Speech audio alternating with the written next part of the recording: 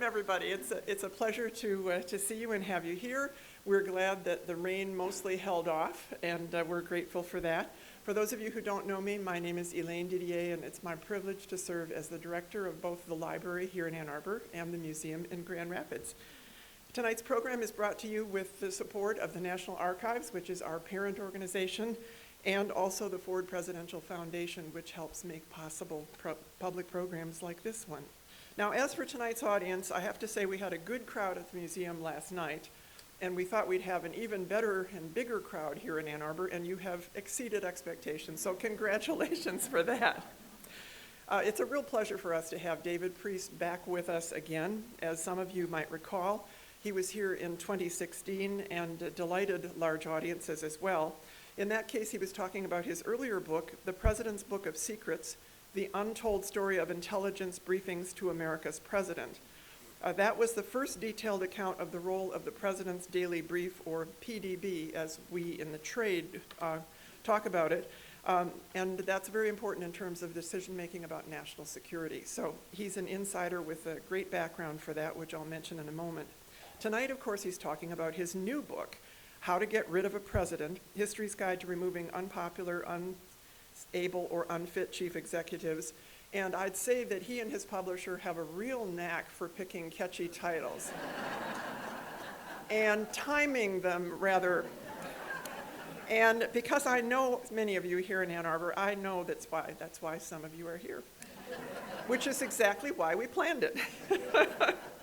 In terms of his background, David Priess served during the administrations of Bill Clinton and George W. Bush as an intelligence officer and a daily intelligence briefer at the CIA, as well as a desk officer at the State Department. He was the regular intelligence briefer for then FBI Director Robert Mueller, a name you've heard recently, and Attorney General John Ashcroft. So we'll see if we have time for questions about that as well. He has 3 degrees in political science, a bachelor's degree from Illinois Wesleyan, and then master's and PhD degrees from Duke University. He has taught at Duke as well as at George Washington University and George Mason, and is well known nationally speaking on issues of the presidency, national security, and intelligence, and of course has published as well in the Washington Post, Foreign Affairs, Foreign Policy, Politico, as well as it has been seen on many, many media outlets that you'd be aware of. Currently, he is the Chief Operating Officer of the Lawfare Institute, which is best known for its national security blog and its podcast. He's also a visiting fellow at George Mason University's National Security Institute. So with that, and as I said to the audience out in the lobby, having had the pleasure of being his chauffeur today, that's a new title I'm going to add, I should put that on my resume. Chauffeur only for the best speakers. Please welcome David Priess back to Ann Arbor. How do I live up to that? Good. That's going to be hard. Thank you.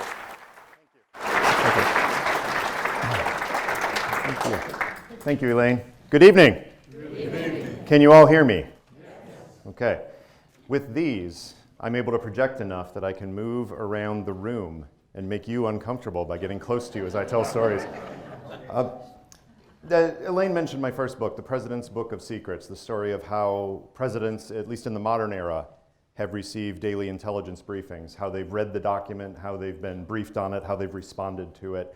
That was largely a story of presidents behaving well, because generally, with a few exceptions, but generally the presidents that I told those stories about did their job. They received intelligence, they made national security decisions based on it. Whether you agree with their policies or not, they actually did what you would expect presidents to do. It was a story of presidents behaving well. After writing that book, I thought, well, maybe I need to balance my karma a little. And so I decided to write a book about presidents behaving badly. And that's really what this book and this talk will be about, which is what do we do when we have presidents that just aren't working out very well? Because we may be very smart as a country, but sometimes we elect presidents that just aren't that good. And we have to have a way of getting rid of one, or else we end up in the situation we were before the American Revolution started, which is a king that was making decisions, and there was no way out of that situation. So I decided to look at that.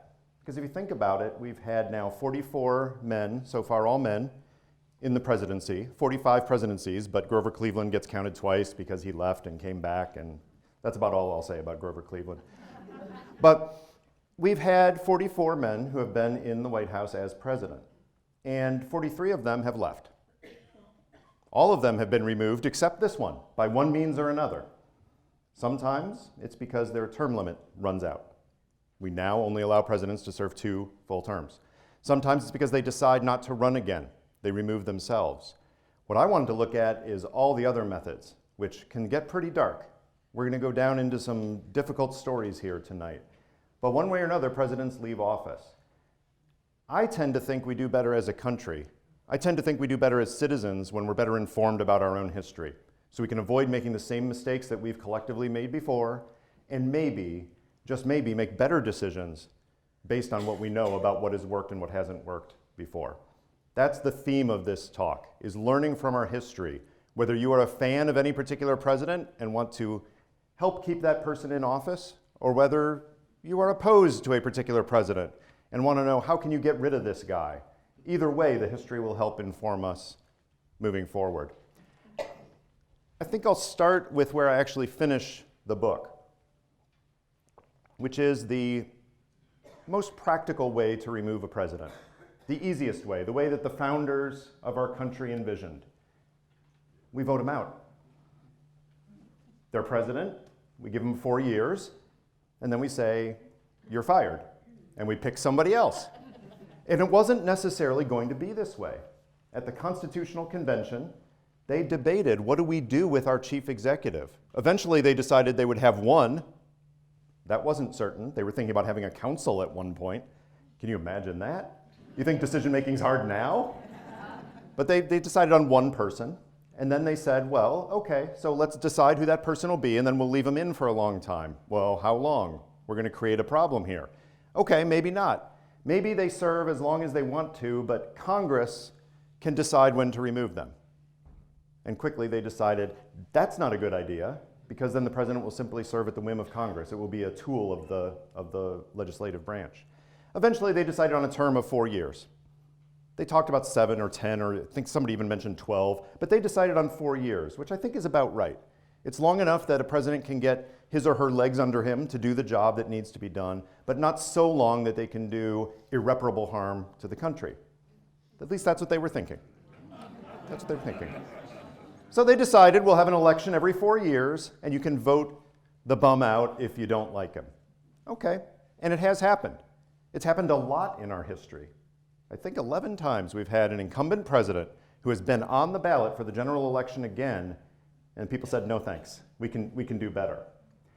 The reason that seems weird to us now is because we just haven't done it collectively lately. The last time we voted an incumbent president out, George H.W. Bush, 1992. That's going back, what, 27 years? Something like that? That's a long time. That's a long time. In fact, after George H.W. Bush, we've had something remarkable in this country. For only the second time in almost 250 years of history, we've had 3 successive 2-term presidents, with Bill Clinton, George W. Bush, and Barack Obama. That hasn't happened since Thomas Jefferson, James Madison, and James Monroe. It's unusual. It's unusual. But that doesn't mean it can't happen. In fact, in the 1800s, we loved getting rid of presidents. Presidents ran for re-election and lost quite a bit, especially in the middle part of the century. There's no reason that can't happen again. In the book, I don't look at every case of an election that removes an incumbent president, but I do highlight a few of the ones where something unusual happened. Maybe it was helped along by some nefarious forces. One example, probably the most disturbing example of inter-party warfare in American history, was the election in 1912. William Howard Taft was the president. The irony was he never wanted to be president. He wanted to be on the Supreme Court. But his wife really wanted to be First Lady. So when Theodore Roosevelt was trying to figure out who was going to succeed him, because he had vowed he would not run again in 1912, when he wanted to pick a successor, he thought Taft was the one who was most likely to follow his policies. So he picked Taft. Roosevelt was popular enough, his coattails carried Taft into the White House. And then Roosevelt did not like the way Taft was following up on his legacy.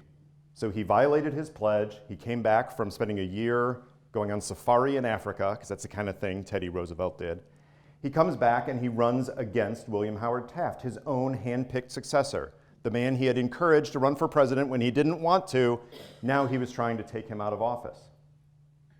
Didn't work.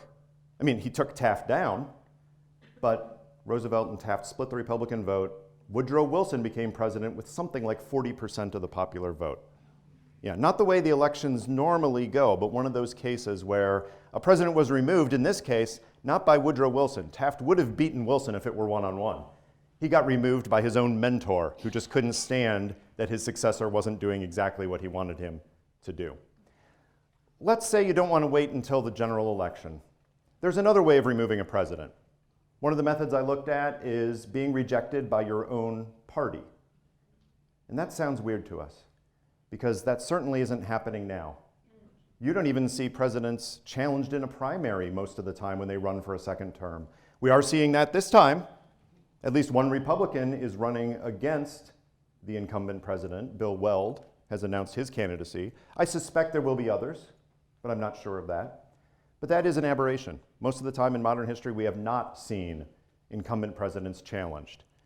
There was a prominent one in the 1970s that's familiar to many of you in this audience, which is Gerald Ford, challenged by Ronald Reagan, nearly defeated in his chance to become the nominee again. But if you want to remove a president, there is one way in our system we do that. We have parties. And what do parties do? Parties select candidates to be on the ballot. And you can remove your own president by not giving him the nomination again. This did happen back in the 1800s, quite a bit also. There were a lot of presidents who wanted to stay in the Oval Office, or even before there was an Oval Office, wanted to stay in the White House.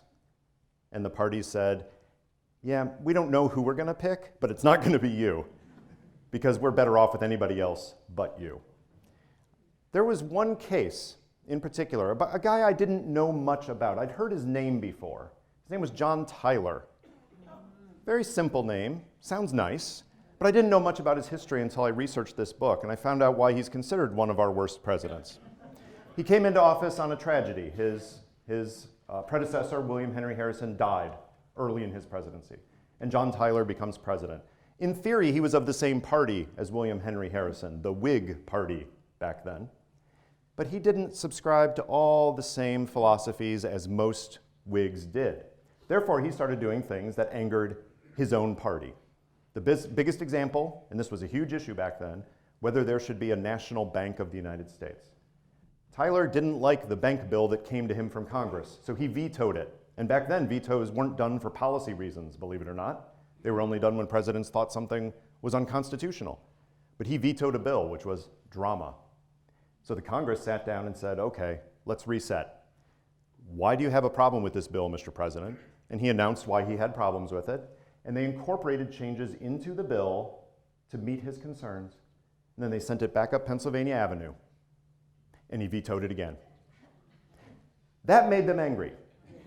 It made them so angry that it led to a series of events that were a first-time event for any president. First of all, his cabinet resigned. All of them except for one. They just walked out, said, we don't work with you anymore. Number two, John Tyler had an impeachment resolution dropped on him in the House of Representatives. The first time a president had an impeachment resolution introduced. He was not impeached. He was certainly not removed from office. But it's the first time that constitutional method had been used. And then third, the Whig Party got together in a conference on Capitol Hill, and then they walked outside to the Capitol grounds and announced they had kicked John Tyler out of his own party. He was now a president without a party. John Tyler still didn't get the message, though. He tried to win them over and get the nomination again. They laughed. So then what did he do? He went back to the Democrats, the party he had left to become a Whig, and said, look, the Whigs hate me, so you should nominate me. Nobody likes a traitor. So they ignored him. So he did the only thing he could do.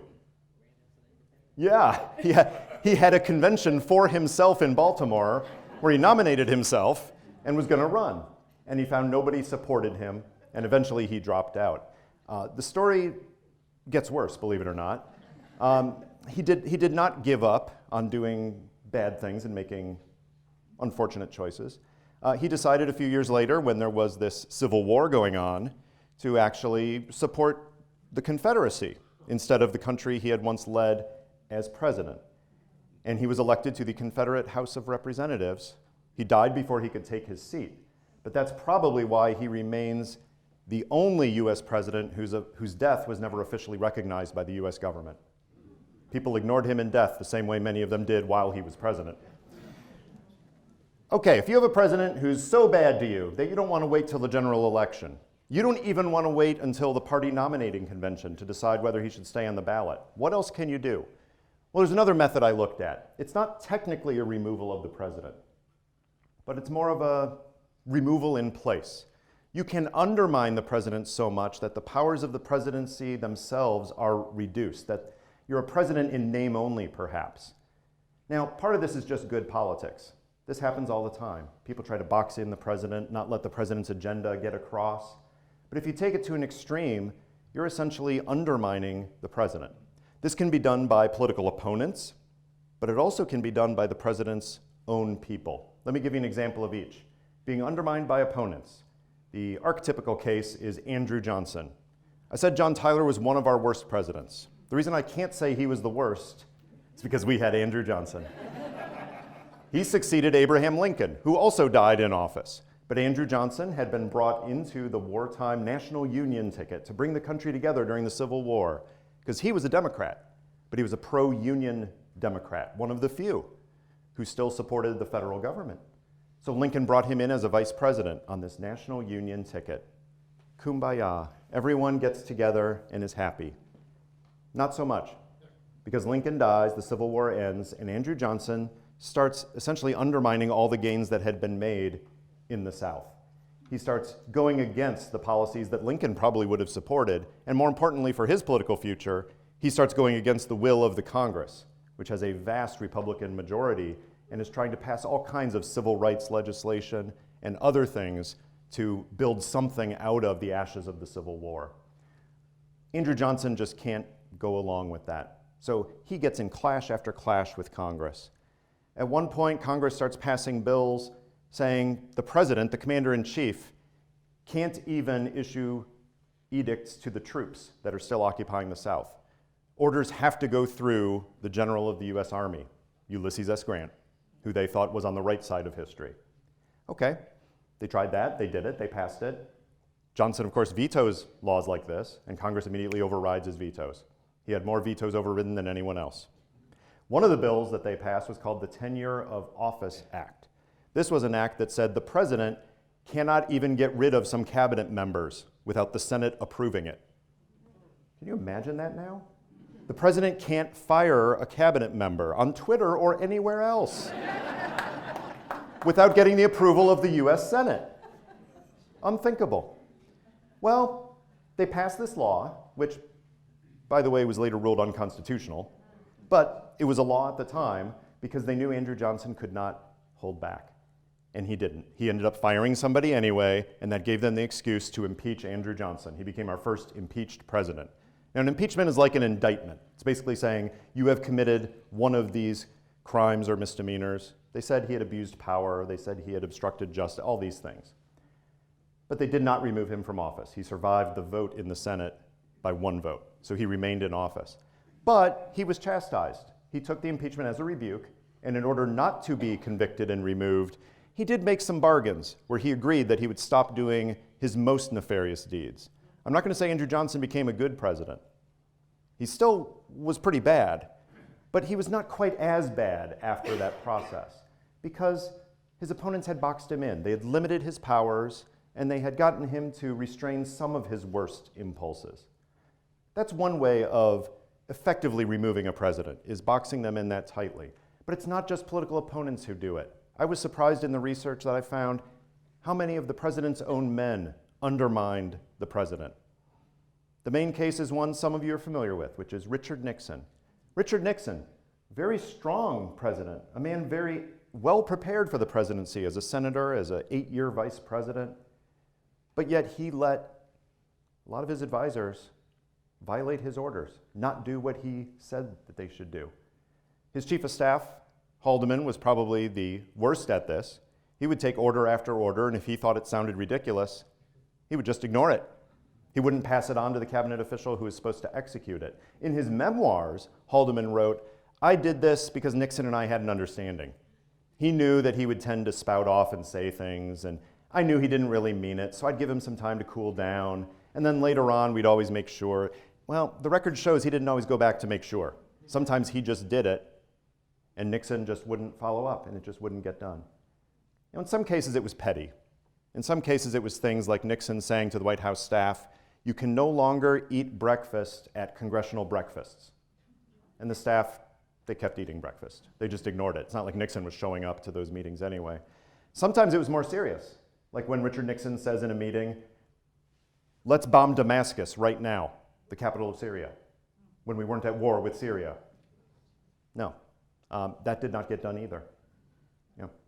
Henry Kissinger, the National Security Advisor, also took the powers of the presidency onto himself, essentially undermining Richard Nixon, removing the power of the president. In October 1973, when the winds of Watergate were blowing, Richard Nixon was down in Florida with some aides, pondering what was going on with the latest revelations in Watergate.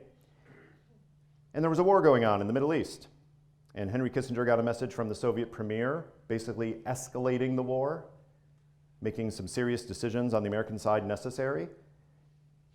He didn't even wake up Richard Nixon. Brent Scowcroft, the Deputy National Security Advisor, later said he thinks Nixon was drunk at the time, drowning his sorrows in Watergate at the time. What did Kissinger do? He held a meeting, he drafted a letter in the president's name, and sent it back to the Soviets. Wow, that's not the way the system's supposed to work. That was Henry Kissinger playing president. We did not elect Henry Kissinger. We elected Richard Nixon. Now, this whole idea of undermining a president got a lot more attention last year with two news stories that came out. One was an op-ed in the New York Times by the author Anonymous, who claimed to be I believe in her or his terms, a member of the resistance within the administration. And I've been to the senior meetings, and I'm in those meetings, and all of you who are worried about what's happening in this administration, you can relax because we've got this. We are restraining this president's worst impulses. So don't worry. Okay, that's supposed to make us feel good, but that also means that there's somebody who is getting orders from the president who is not executing them. And we don't know who that person is, and we certainly didn't elect that person to do that.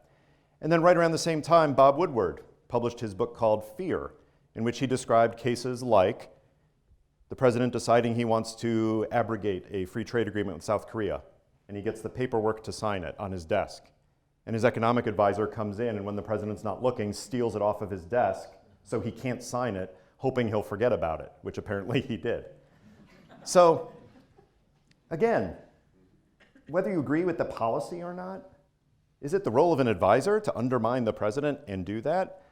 I think most Americans would agree that if the president were to decide, let's just speculate, if the president were to decide to, for no national security reason, just to launch all of America's nuclear weapons at Iceland and destroy the country, and probably the world if you unload that many nuclear weapons, we all would probably pat the person on the back who physically stepped between the president and the nuclear codes and said, "No, Mr. President, I am not allowing you to do that." We would respect that at some level because he's preventing mass murder. On the other hand, that person is violating a presidential order. Our system is the president can launch nuclear weapons. We've given the president that power as commander-in-chief. So the president would be undermined by this advisor. And we would probably say thank you for doing it, as long as you're willing to absorb the consequences of that as an insubordinate officer. That's global thermonuclear war. That's a little bit different than a free trade agreement with South Korea. So undermining a president comes with an ethical dilemma inherent in it, which is why do you have the right over everyone else in the administration to decide what presidential order to execute and which one not to? At its extreme, that becomes anarchy. There are some stories in the book about other presidents who are undermined by their own staff. I have a feeling when this administration is done, this book will need a significant rewrite. Because I certainly think that there's a whole lot of ignoring orders going on, if you can believe the redacted Mueller report that describes many instances trying to shut down investigations and influence things that the president's advisors simply did not do what the president told them to do. Let's get a little more diabolical here. Let's say that instead of waiting until you have a president who needs to be removed, you look into your crystal ball and you see a candidate who is so eminently qualified for the presidency, so skilled politically, so prepared for the presidency, that if they get into office, they're going to be really hard to stop. And they might get reelected, and you might not be able to restrain them. What do? Maybe you preemptively remove them. Maybe you keep them from getting into office in the first place. So it's removing a president before they even get the opportunity to have the title. And believe it or not, it has happened. I tell some cases in the book. There's one name that most Americans should know, but I, in my shame, did not know it before I researched this book. Henry Clay, an eminent statesman of the early 19th century, responsible for more of what we take for granted in American politics and society than almost anyone else. He had the best resume of anyone since James Monroe. He was prepared as a representative, a senator. He had gone overseas to negotiate a peace treaty with the British after the War of 1812. He was important for the compromises that kept us from ripping ourselves apart early in our country's history. And he ran for president again and again and again. And he kept butting up against Andrew Jackson, a popular general who won as the first celebrity president, despite the fact that he had no governing experience. And Henry Clay never became president. He was the best president we never had.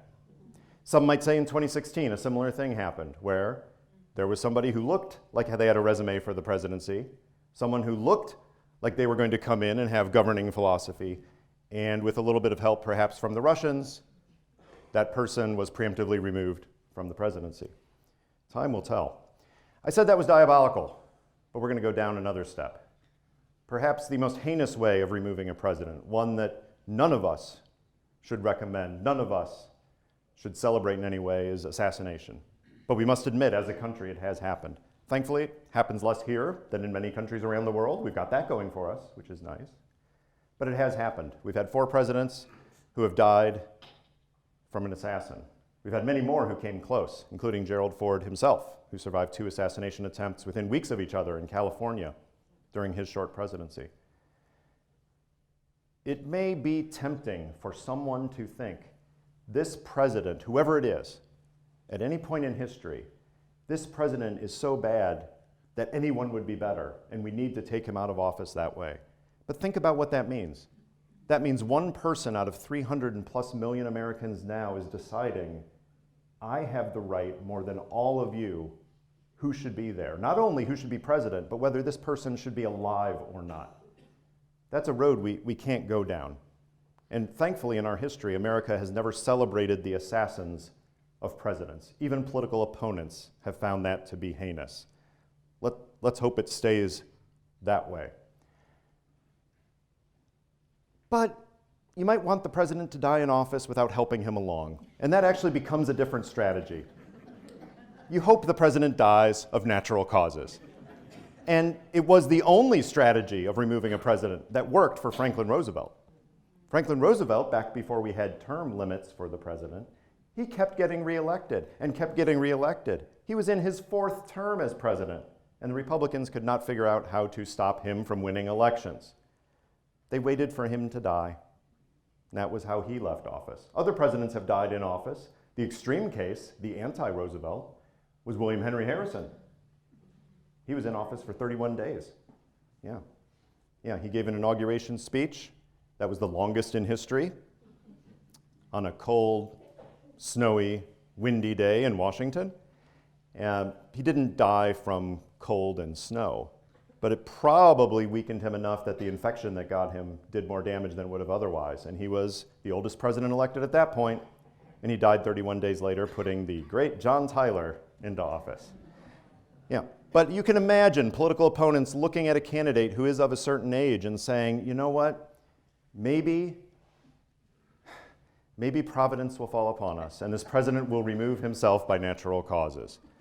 I address those stories in the book, but there's really no way to help along natural causes without going to that assassination part. So you can't rely on that as a strategy. It's more fortuitous for the opponents. So let's move to the final 2 ways of removing a president, the ones that most people focus on when they think about actively removing a president, because they're the only 2 that involve constitutional methods for getting rid of a president who is still president. Not waiting till the next election, not doing something unconstitutional like just undermining them by violating orders, but actually getting them out of office. One of them is declaring the president disabled, unable to perform the duties of the office. Believe it or not, for most of our nation's history, it was in the Constitution that a president unable to perform duties would not be president, but there was no mechanism for actually declaring it so. So what happened when we had president after president who at some point during their presidency were unable to perform the duties of the presidency? We kept them in office. One study from about 15 years ago, a bunch of doctors went back through all the best forensic records they could find, and they found about 25% of US presidents at some point during their presidency had significant mental illness, most often depression, to the point that it would be considered debilitating. The most famous example, Abraham Lincoln, who was literally suicidal at several points in his life, and friends had to keep knives away from him. Somehow he channeled that depression into his legendary compassion. It made him a greater human being. Others did not have it so well. Some of the presidents whose names we don't know as well, like Franklin Pierce, had a horribly depressing presidency, in his case because he witnessed his son dying on his way to the presidency in a train accident, never fully recovered. I'm not sure that he was ever completely disabled because of it, but clearly this is why the Constitution said that a president might not be able to perform the job due to some kind of a disability, and we had no mechanism for doing it. Finally, we did, but it took a horrible case in the early 1900s. Woodrow Wilson was the president of the United States in World War I, and at the end of it, he was fighting hard for the peace treaty, wanted to get the United States to sign on with Europe to end all wars. And then he had a massive stroke, and it was a massive stroke. For weeks on end, he didn't see anybody but his wife and doctor. For months, he didn't hold cabinet meetings. He never saw his vice president again for official functions in the rest of his presidency. He was unable to make decisions. He was unable to speak for a period of time. And guess what? He was still president. His wife and his doctor excluded everybody else, and they said, nope, he's fine, he's just resting. Most government business stopped right after a world war. Important documents got through with a signature that kind of looked like his. Turns out that his wife was actually holding his hand and signing the documents with him, saying, I know the way he thinks better than almost anyone else, so I'll tell you what he would have agreed to sign, and we'll just sign it. That's not what the American people signed up for. That's why we had the disability clause in the Constitution, but there was no means for enacting it.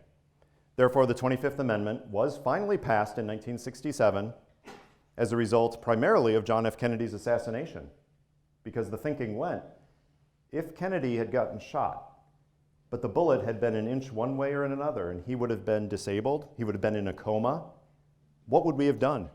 I'd like to think that we would have improvised and done a good job, but we're not so good at improvising when it comes to lawyers looking at the Constitution. Usually they want to have a strict path forward, and there was no strict path forward. So they passed the 25th Amendment. It has many terms, but sections 3 and 4 are most relevant here. Under section 3 of the 25th Amendment, the President of the United States can declare himself disabled and pass power temporarily to the Vice President. This has happened with 2 of our presidents. Ronald Reagan did it when he went into surgery, and George H.W. Bush was acting president for several hours. George W. Bush had 2 surgical procedures where he had anesthesia, and he signed over power temporarily to Dick Cheney.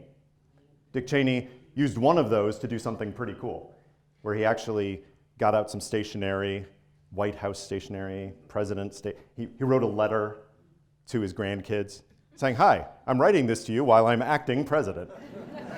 Yeah.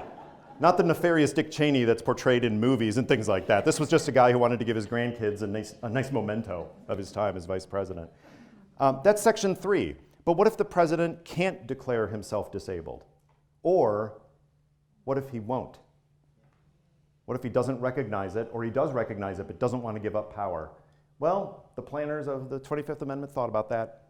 They said, let's add a 4th section. And section 4 of the 25th Amendment describes what to do to declare a president disabled who doesn't want to do it or can't do it. The basic mechanism is the vice president is the deciderer. He's the main one. The vice president says, this president is disabled and can't perform the duties. As a check on the vice president, you get a majority of the cabinet to vote to agree with him. If they do, the president is immediately out of power and the vice president becomes acting president. What if the president disagrees? Well, the president has an appeal to the Congress of the United States, and with 2/3 votes in both houses, harder than an impeachment and removal vote, they can say, "You're wrong, Mr. Vice President, the president is fine." Now, there is a potential constitutional conflict there, however. If the president says, "I'm fine," vice president says, "You're not," while the vote is going on in Congress, who's the president? It sure looks like it. The implication in the language looks clear that it's going to be the vice president, but some lawyers have looked at it and said, the language isn't so precise that we can't imagine a president ignoring the opportunity to say, "I'm still president," and not leaving the White House. Oh, then it gets messy, because then the Secret Service starts picking sides. And I've seen movies, and this doesn't always end well. Yeah. Yeah. But in theory, it is a way to remove a disabled president. Now, some people have speculated about several presidents in modern history who have had what appear to be perhaps some mental conditions, some issues, some decision-making issues. The 25th Amendment was not made for somebody whose decisions you don't like, and you say casually, "Well, he must be crazy." That's not what they meant. It was really designed for the coma, for the situation where the president cannot act.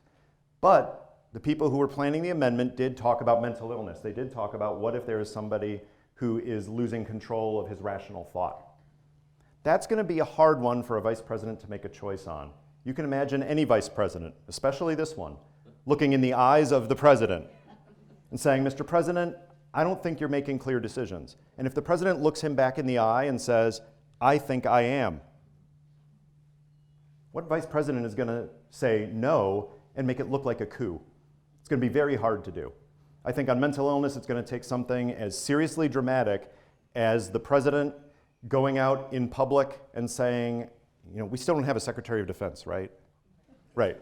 Saying, "I'm going to nominate a new Secretary of Defense, and it's going to be this pigeon on the White House lawn," and meaning it. In a case like that, where there's something that obviously is reflective of either a really sick sense of humor or more likely a mental illness, then maybe I could see the 25th Amendment being invoked. Short of that, it's going to be hard for any vice president to make it look like they're kicking their boss out of power. That brings us to the final method, the one that's getting more attention lately, a lot of discussion, impeachment. Impeachment is the method that the founders thought would be the way of getting rid of a president who was doing harm to the country. They didn't make this choice lightly, but they spent remarkably little time on it given what a momentous thing it is. But in the discussions at the Constitutional Convention, they decided we have to be able to get rid of a president who is doing irreparable harm to the U.S. We have to get rid of a president who's committing treason. And they defined that very narrowly. They defined that in terms of wartime, in terms of actually aiding the enemy. They also required witnesses, because that's the kind of thing they did back then. They also said bribery is bad. Good for them. Yeah, a president should not be taking money for official acts, or giving money in theory. Committing a bribe can go either way. Those two things were pretty clear, and nobody objected to those in the Constitutional Convention. And then George Mason, one of the delegates, proposed we also should be able to impeach a president for maladministration, a term meaning basically bad governance. And James Madison quickly objected and said, "Whoa, hold on. If you say you can remove a president for maladministration, any Congress who disagrees with the president's policies is going to say, let's just get rid of him, and you could have chaos." So they decided on a phrase, high crimes and misdemeanors. Let's put that in there too. What did it mean? They didn't talk about that part. They didn't actually define high crimes and misdemeanors. The best we can come up with is it was not meant to be only criminal acts.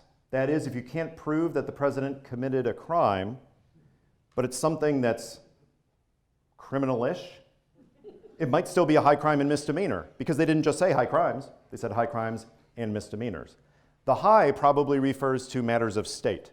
That's the way they used the term back then, meaning official acts.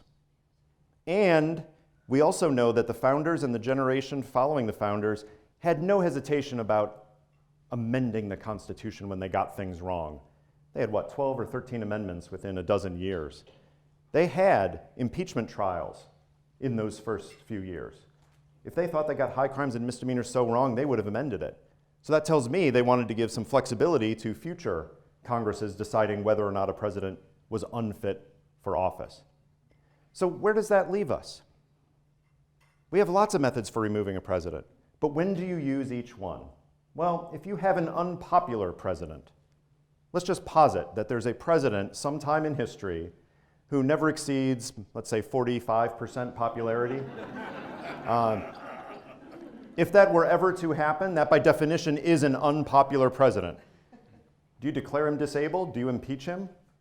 No. You wait till the next election. That's why we have elections for president, to decide the popular will of the people, reflected through that electoral college thing. That's a separate conversation. But that's what an election is for. If you have an unpopular president, you vote them out. Or maybe you use politics to restrain them, to box them in a little bit. Okay. Let's say you have a president who is clearly unable to do the job, who is manifestly physically or mentally unable to do the job. That's why we got the 25th Amendment. That is what that is to be used for, and not for political purposes. And then finally, if you have an unfit president, a president who is harming the fabric of society, who is damaging the United States, who is committing obstruction of justice, who is abusing power, that's what you have the impeachment mechanism for. Articles of impeachment that were passed by the Judiciary Committee against Richard Nixon, that were actually passed in the House of Representatives against Bill Clinton, and in a more archaic form, the articles of impeachment eventually passed against Andrew Johnson, were all things like that. The abuse of power, a president doing things they shouldn't do, things that were hurting the country. That's where you go if you can't wait until the next election. Now, with all of these things, there are many more stories in the book I didn't get into. If you're a real fan of Millard Fillmore or Rutherford B. Hayes, we can talk afterwards. But the point of the whole book is to say that you have many means as citizens to express yourself to your representatives about what they should do. One of those is deciding what to do about constitutional matters, because in some cases, the only constitutional means is the Congress. You may have heard that Robert Mueller, in his investigation, followed Department of Justice policy, which is that a sitting president cannot be indicted. And there are good legal reasons for that. Can you imagine a president who has criminal charges against him all the time couldn't function as president, would undermine the presidency? So the idea was, and this is stated in the 1970 memo, I believe, 1973 memo, and again in the 2000 memo for the Department of Justice, the whole reason that it's okay that we don't indict a sitting president if there's something bad that happens is because we have impeachment. That substitutes for it during the president's administration. And then once the president is out of office, you know, all the chains are off. You can prosecute all you want. But that is what it comes down to. If you think that there's an unfit, an unable, or an unpopular president, you look at the methods that have been used before and you decide, is that what we want to do in this case? And which one is most appropriate? Hopefully we learn from the examples of the past and we avoid those same mistakes that have been made before when those have been done incorrectly. Hopefully, we also look at the cases of what went right and we say, let's build on the successes of those who have come before us. I am eager to hear your questions about the presidents, about the presidency, about Bob Mueller, if you want to ask that. Anything that's on your mind? Thank you for your attention.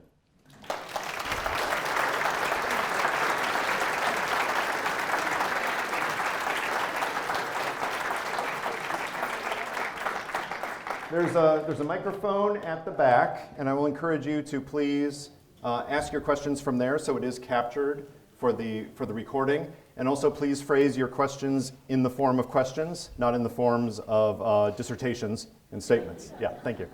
My question is about your mention in your last chapter about John Dean's idea of having a permanent select committee on impeachment. Yeah. Prior to that, you said it's not only acceptable but necessary for Congress to investigate. Unfortunately, no timely, efficient mechanism exists for it to do so. But you did not specifically say whether you favored Dean's desire there. Yep. And whether or not you do, how would you say that committee should be constituted? Equal number of Democrats and Republicans? How should they be chosen? Right. What are if you could expand your thoughts a little. Yeah, the idea that John Dean had, I interviewed him for this book because of his experience with the Nixon removal of a president's stories. But the point he makes is Congress is not well suited to do its constitutional duty of impeachment because they don't do that kind of investigation. They do hearings, but they don't do the kinds of hearings that are necessary for something like this. And if they want to build a case for impeachment, it might take months or years to do all of the work, all of the subpoenas that might be resisted by a president in theory for testimony or for documents. That in itself, by the way, can become an impeachment article. The third article of impeachment against Richard Nixon was contempt of Congress for not producing people and things that were requested by congressional subpoenas in an investigation. And Dean's case was, we probably should have that repository of knowledge. We probably should have that staff on a committee. And it's not just about presidents. Other federal officials can be impeached and removed from office. We've had many judges who have been impeached and removed from office. That's the only way for a lifetime judge to leave other than resigning or dying. So maybe we should have that. I like the idea because institutional knowledge is something that we don't have on that topic. I found it shocking that when the Watergate impeachment hearings went on, the chairman of the Judiciary Committee, I think Peter Rodino, he was trying to find books about the Andrew Johnson impeachment so that he could read up on the history to know what to do. Because there was no guidebook for the chairman of the Judiciary Committee on how to run an impeachment hearing. He didn't know. And that's a shame because he spent a lot of time rebuilding the machinery that existed maybe 100 years ago. The other side of it is it might prevent Congress from essentially abdicating its constitutional responsibility. What's happened recently, and you've heard it for almost 2 years now, is a lot of members of Congress saying, well, we might not like what the president's doing, but we can't even mention impeachment, hold hearings, do anything because we've got this whole special counsel investigation going on. We need to see what comes out of that. I understand that. Robert Mueller conducted a superior investigation. He had a lot of tools at his disposal, but it was an executive branch investigation. It was ordered by the acting attorney general to investigate what was going on. That was not a legislative branch activity. That had nothing to do with impeachment. Now, thankfully, that material has come through the redacted report to Congress, and Congress is going to use that as a springboard for other hearings. But I think Dean's point is, what if there wasn't a special counsel? What if there had been no investigation? Was Congress going to be able to hold hearings and get all that information? Because right now they have a real good excuse not to, which is let other investigations do their job first. So I do think there's something to the idea. It would be useful for the judicial impeachment hearings that happen more often than, thankfully, presidential impeachment hearings, just to have that institutional knowledge there. And you think that should be an equal number of Yes. Republicans and Democrats? I think the idea is a select committee. Some committees of Congress are select committees chosen by leadership, made equal between the parties. Select Committee on Intelligence is an example. Intelligence is seen as an area that is different and sensitive enough. I believe the ethics committees at least used to be select committees, or at least evenly balanced on purpose, regardless of who has the majority. I think that's a good idea because you want the impeachments to be as nonpartisan as possible. And I realize saying that about Congress is a non sequitur, but you want them to at least have that sense of institutional integrity, which the intelligence community used to have, and in theory the ethics committees have, which is to look at things as equally and as fairly as possible. Yep. And of course, Gerald Ford said it was a political Right. process in a way with his whatever definition is whatever the Yes. House votes a majority Yes, of. thank you. I'll finish with that one. Gerald Ford made a famous statement that a lot of people have hearkened back to. In 1970, during a judicial impeachment hearing, people said, well, what are high crimes and misdemeanors? And he said, essentially, not his exact quote, but impeachment and high crimes and misdemeanors that lead to impeachment, but impeachment is whatever the House of Representatives decides it is. And constitutional scholars love that and hate that. They love that because it's right constitutionally. There's no review of an impeachment decision by the courts. It is what they say it is. However, they didn't mean that an impeachment could be for anything. That's why they said treason, bribery, or high crimes and misdemeanors. And I think if the House of Representatives decided to impeach a president because, and let's say they made it explicit that this was the reason why they were impeaching him and removing him, is because we don't like the color of his hair. Okay? Legitimate issue. But constitutionally, that's not treason, bribery, or a high crime and misdemeanor. And I'm wondering if a Supreme Court might take that up and say, on its face, that is so in violation of the Constitution that even though we normally would not engage on a political question about a branch's rights like that, we've got to in this case. I don't know where that would come down. But Gerald Ford made a very valid point where he cut through a whole lot of the arguments and just said, it's really up to the House of Representatives to decide when to bring impeachment and what to consider a high crime and a misdemeanor. That is their constitutional duty. Thank you. Question? Yeah. So you had mentioned cases when aides would steal things off of a president's desk so that he doesn't do something terrible. Mm-hmm. Are there examples that you know of aides stealing things off a president's desk because they don't agree with something, but it's actually something that would have been good? that the aide is doing bad? It depends on your perspective, doesn't it? Because almost any policy option, there's going to be somebody who's in favor of it and somebody who opposed to it. So let's take the free trade agreement with South Korea. Maybe some people think it was a horrible idea for that person to take that off the table. Most of that works out just in the policy process. At least my experience in Washington, what happens in a normal administration is you have the various levels of the bureaucracy, in my area, national security decisions. You would have the State Department, the Defense Department, perhaps the CIA, probably the Treasury Department, Homeland Security now might be involved. And they would work out at a lower level what we think the best policy is. And then it would go up the chain and up the chain, eventually getting to perhaps the deputy secretaries of those departments to hash it out and make a recommendation to the secretaries. Then the secretaries get together and decide, what do we want? And they might disagree. And then it would take someone like the National Security Advisor going to the president and saying, Mr. President, this one, you've got to make a decision. Department of Defense says this. Department of State says this. Make the call. And they've got to make a decision. Now, what happened a lot in history, and Henry Kissinger, National Security Advisor for Presidents Nixon and President Ford, was a master at this, is he would often put a memo in front of the president saying, Mr. President, we really have three options. One option is to, burn the entire country to the ground. One option is to do nothing. The third option, and it would be his preferred policy option, he would just make the other two options so ludicrous. Now, that's not the same as stealing something off the president's desk. But if you're manipulating the process to get the result that you want, and you're not representing the views of other agencies and departments fairly, that's a softer version of undermining the president's ability to make a decision. I'll give you one more example. In the Reagan administration, during his final year in office, he was not completely disengaged. But his aides found it harder and harder to keep his attention. And they could tell in some meetings he would be focused, in many meetings he would be bored, he would tune out, he would watch the squirrels on the White House lawn. He didn't want to be involved at that minutia level.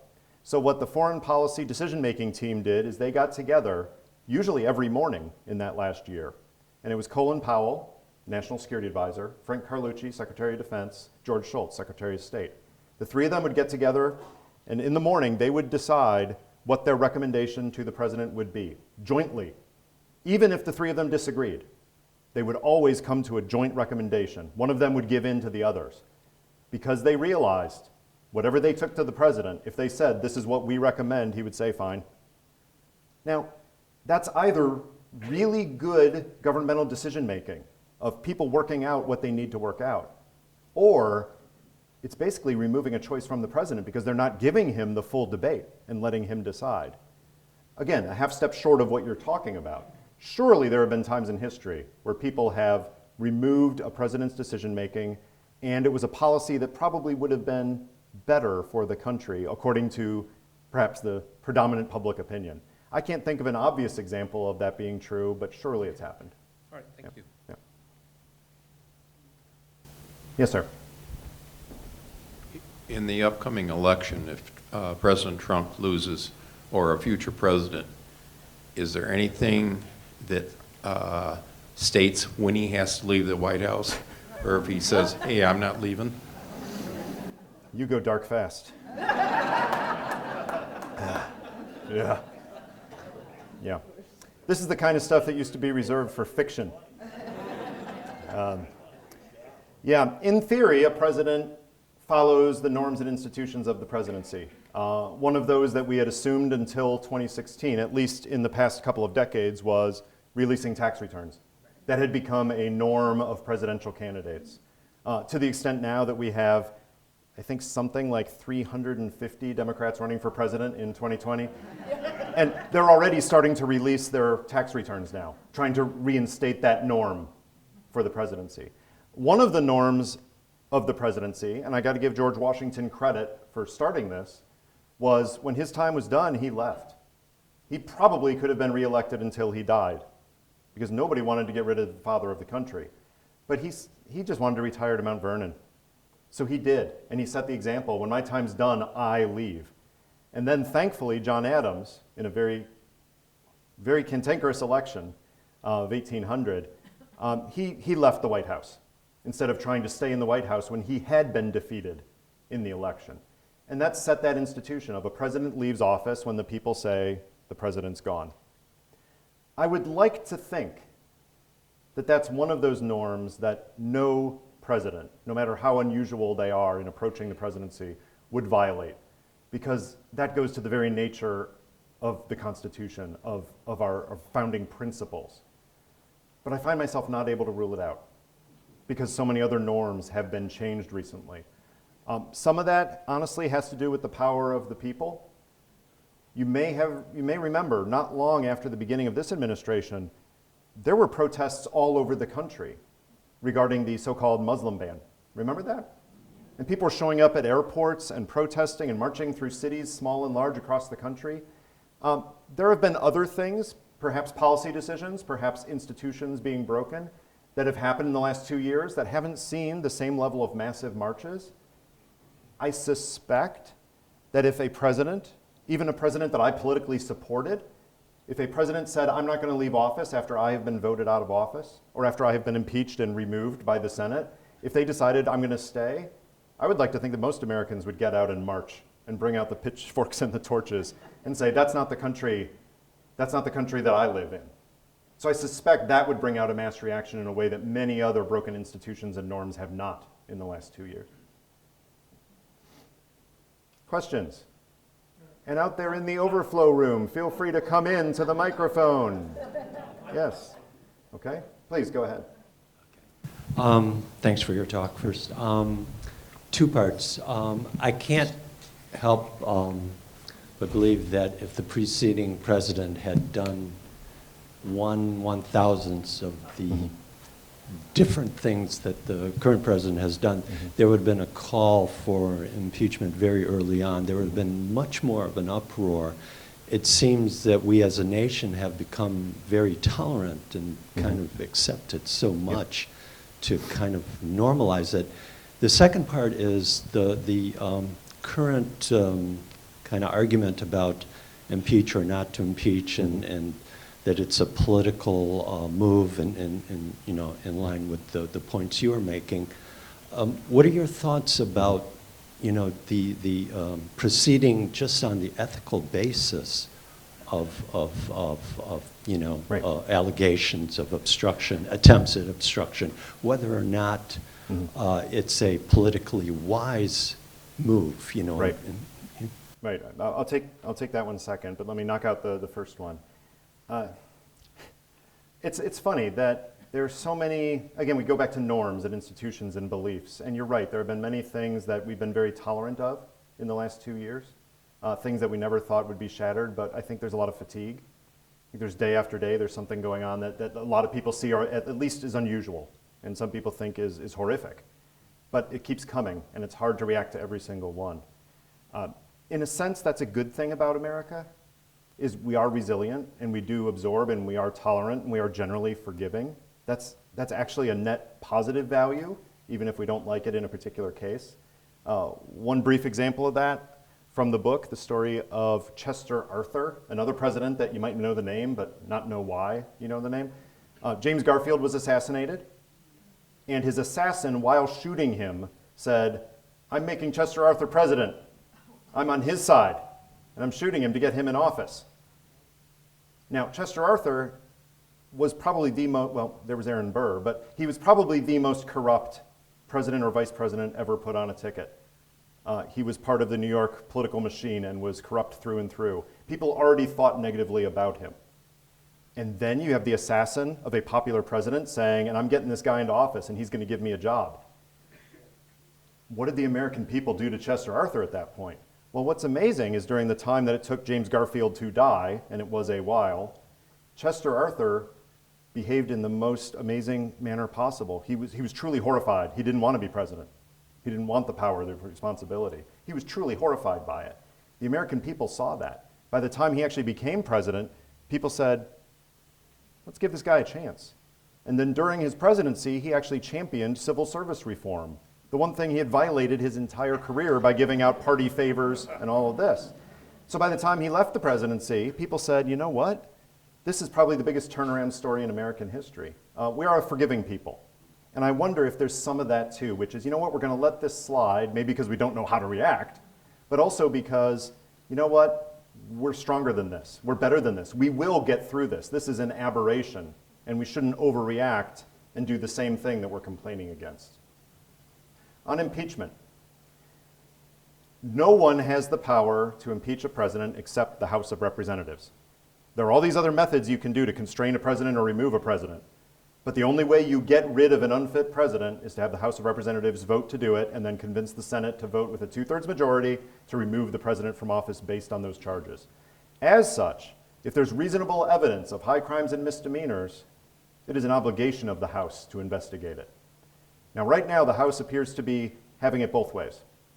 There have been statements out from the House leadership saying we're not going to open official impeachment hearings, which, at least in modern history, has meant the Judiciary Committee holding hearings, calling them impeachment hearings, collecting evidence, things like that. But yet there are other committees, the House Government Oversight Committee, the Intelligence Committee, and others who are subpoenaed left and right and holding hearings left and right, talking to people about the kinds of things that probably are relevant to those very impeachment questions. So it could be that impeachment hearings are happening just not in the name of impeachment hearings, or it could be that the momentum is building. Because one thing changes between a redacted Mueller report being put out there for people to read, and I won't ask you to raise your hands if you've read it, but I'm betting it's maybe a handful of people in this room have bothered to read almost 500 pages of legal gobbledygook. There's a difference between that and seeing Don McGahn or seeing Jared Kushner on television saying the things that are written in that report.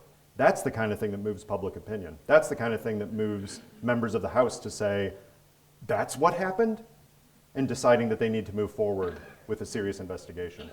So yes, I think that it is incumbent upon Congress, when there is reasonable evidence of something that could be described as a high crime and misdemeanor, of having hearings to get at those issues. That is their constitutional duty. Thank you. Yes?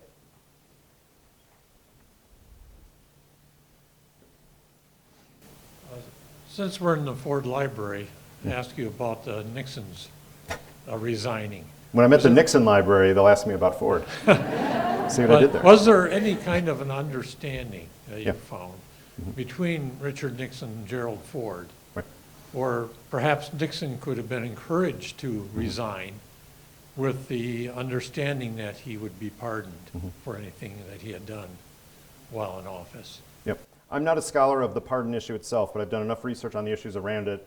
I can state with confidence there was no quid pro quo, not even an informal understanding.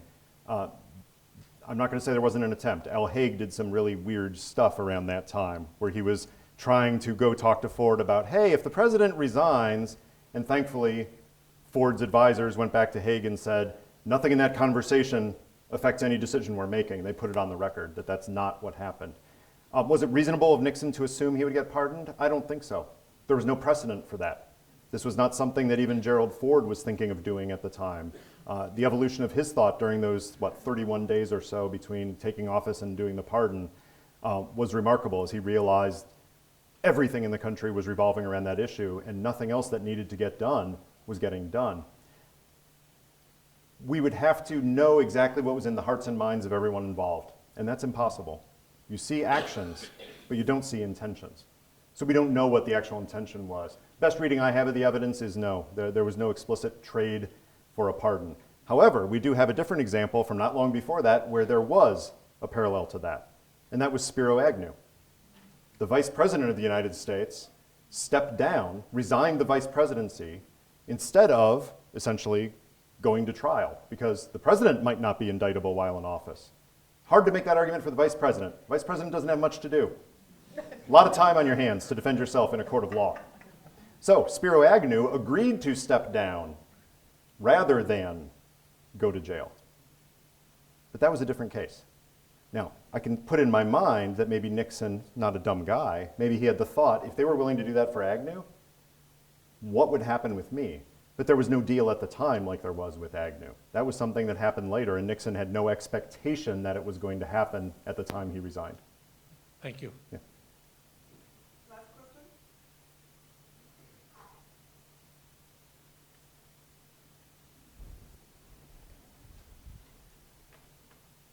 Whenever you say last question, it shuts them down. Yeah. Yeah. Last call. All right. Thank you for your time.